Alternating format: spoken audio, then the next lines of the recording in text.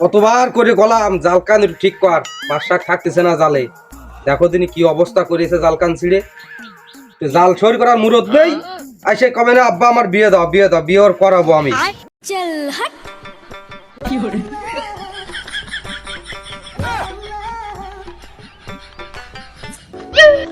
আব্বা কি হয়েছে রে?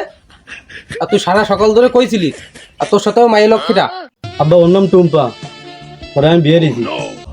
কি আমার বিয়ে করেছিস মানে? তোর জন্য আমি আকরামের মাই ঠিক করে রাখছি, তার সাথে তোর বিয়ে দেবো।